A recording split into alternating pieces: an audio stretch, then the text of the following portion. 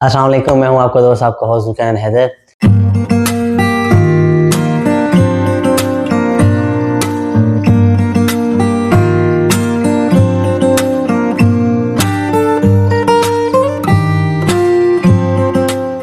हाँ, तो भाई ऑस्ट्रेलिया ने जो है आज आउट क्लास कर दिया है नीदरलैंड को, जो कि वो टीम है जो कि शुरू में बिल्कुल ही आखिरी में सोई हुई थी, आराम से बैठी हुई थी 2 मैच हार के। लेकिन भाई ऐसा ज़ालिम कमबैक किया है और उसमें माशाल्लाह से हमारा बहुत बड़ा हाथ है। तो ऐसा ज़ालिम कमबैक किया है कि इस वक़्त वो 4th पोज़ीशन पे आ गए हैं, हाफ टूर्नामेंट तकरीबन हो चुका है, सारे 5-5 मैच खेल चुके हैं। तो इस पोजीशन पे वो आ चुकी है कि वो रन रेट भी सिर्फ चौथे नंबर पे नहीं आ गई, वो रन रेट में भी प्लस में आ चुकी है, जो कि पाकिस्तान के लिए एक बहुत बड़ी हॉन्टिंग सिचुएशन है।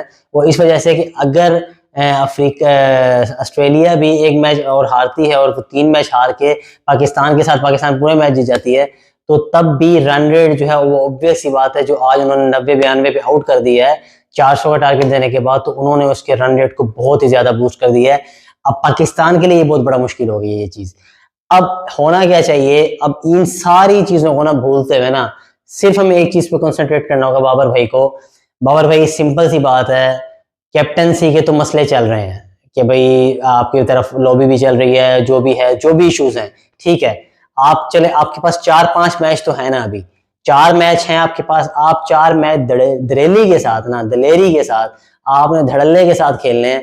आप उस प्रेशर को भूल जाएं, भाड़ में जाए, निकल जाए। हम जो भी पाकिस्तानी हम वैसे भी खुश नहीं है, आप निकलना चाहते निकल जाएं, लेकिन आप धड़ल्ले के साथ खेलें। आप जैसे हमारा एक कल्चर रहा है ना शुरू दिन से, कि जब हमें दीवारों के साथ लगा दिया जाता है तो हम वापस आते हैं, पलट के आते हैं, बाहर करते हैं, जैसा शेर शिकार करने के लिए 2 कदम पीछे जाता है। आपने वैसे ही अगले 4 मैचों में अपना मैच छोड़ दें, रन रेट को सब कुछ छोड़ दें, आपने ये 4 मैच जीतने हैं, बस इस पे कंसंट्रेट करो। वो 4 मैच कैसे जीतेंगे, आपके सामने है। जो टीम ब्रेव जा रही है, जो टीम भी मतलब के दलेरी दिखा रही है, उसके साथ लक भी जा रही है। टीकॉक, वार्नर, आपका मैक्सवेल, जो भी तेज खेल रहा है, रोहित शर्मा, इंडिया जो भी तेज खेल रहा है, उसके साथ दलेरी जा रही है और उसके साथ लक भी जा रही है, वो पॉइंट्स भी लेके जा रहे हैं। अब हमें इसमें क्या देखना पड़ेगा, ऑस्ट्रेलिया और इंडिया जो है तो अब तो नजर आ रहे हैं कि भाई लगा कंफर्म जीत जाए, क्योंकि ऑस्ट्रेलिया के इतने कोई हैवी मैच नहीं रह गए। एक इंग्लैंड के साथ है, एक श्रीलंका के साथ है, और बाकी 2 मैच उनके आई थिंक बांग्लादेश के साथ है और एक अफगानिस्तान के साथ है। तो इतनी कोई बड़ी टेंशन वाली बात उनके लिए अब शायद नहीं है, वो थोड़े से फेज से निकल आए हैं। जो मेन है, इंडिया और ऑस्ट्रेलिया तो जाते हुए नजर आ रहे हैं, साउथ अफ्रीका भी ऑलमोस्ट जाती हुई नजर आ रही है।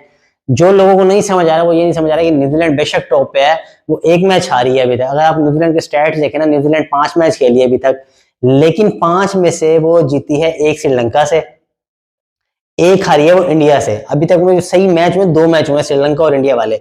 श्रीलंका से वो जीत गई थी, इंडिया से वो हार गई है कल। जो बाकी 3 मैच वो जीती हुई है ना, वो जीती हुई है बांग्लादेश से, नीदरलैंड से और अफगानिस्तान से। अब इस तरह के मैच वो जीती हुई है। असल टाकरे उनके आने हैं, अब मौत का खेल स्टार्ट होगा उनका। अब तो न्यूजीलैंड के चांस हैं कि वो चोक कर सकता है। तो आपने खैर इन चीजों को नहीं, उनके सारे मैच बड़े हैवी रहते हैं, इंडिया के, इसके ऑस्ट्रेलिया के खिलाफ, इंग्लैंड के खिलाफ, पाकिस्तान के खिलाफ, साउथ अफ्रीका के खिलाफ सारे मैच रहते हैं। अब होना ये होगा कि आपने इन सब चीजों को भुला देना, सब चीजों को साइड पे करें, आप अपनी गेम करें। आप ये सोचेंगे बस हमारे 4 मैच है, हमने वो जीतने और हमने पहुंच जाना, बस रन रेट ये सारा कुछ सेट हो जाएगा। जब आप दिलेरी के साथ खेलेंगे तो आप पहुंच जाएंगे। अब इसमें देखना ये पड़ेगा, सबसे पहले तो आपको बॉलिंग अपनी थोड़ी सी इनको खुद भी देखना पड़ेगा, लॉबी है जो भी है, तो ये करना पड़ेगा। बहरहाल अब मैं स्टैट्स देख रहा था, अब बॉलिंग भी कैसे हमारी एकदम, क्यों लोगों को, क्योंकि भाई 1.5 महीने के अंदर ऐसा क्या हो गया भाई, 1.5 महीने के अंदर ये हुआ कि आपका नसीम शाह चला गया। लोगों को ये बात समझ नहीं आ रही। मैं पहले भी एक दफा ये बात काफी डिटेल से कर चुका हूं कि भाई आज मैं स्टैट देख रहा था कि नसीम शाह का इतना ज्यादा इम्पैक्ट था हमारी बॉलिंग के ऊपर कि जब ये ओवरशैड हुआ, हालांकि नसीम शाह खुद विकेट नहीं ले पाता था बेचारा, इतना अनलकी था कि वो मिस हो जाती थी। पिछले हमने वर्ल्ड कप में भी देखा, वो स्विंग होती थी, काज नहीं लगता था, अनलकी था। लेकिन इस चक्कर में जो प्रेशर की रेट होता था बैट्समैन के ऊपर, वो नसीम शाह को खेल नहीं पाते थे, वो दूसरों को खेलने जाते थे और उनको विकेट देते थे, जैसे कि हारिस रऊफ और शाहीन को। अब हम नंगे गांव में हैं, जैसे नसीम शाह गए, वो प्रेशर क्रिएट होता नहीं है बैट्समैन के ऊपर। अब शाहीन की मैं एवरेज देख रहा था, जब शाहीन नसीम के साथ बॉलिंग करता तो उसकी एवरेज होती थी 24, और अब उसकी एवरेज है 36 नसीम शाह के बगैर। हारिस रऊफ की एवरेज आप बिलीव नहीं करेंगे, 15 उसकी एवरेज थी, विकेट्स लेता था वो 15 की एवरेज के साथ जब नसीम शाह होता था, और अब उसकी एवरेज मतलब मैं वो ही नहीं कर पा रहा कि 55 की उसकी एवरेज हुई है नसीम शाह के बगैर।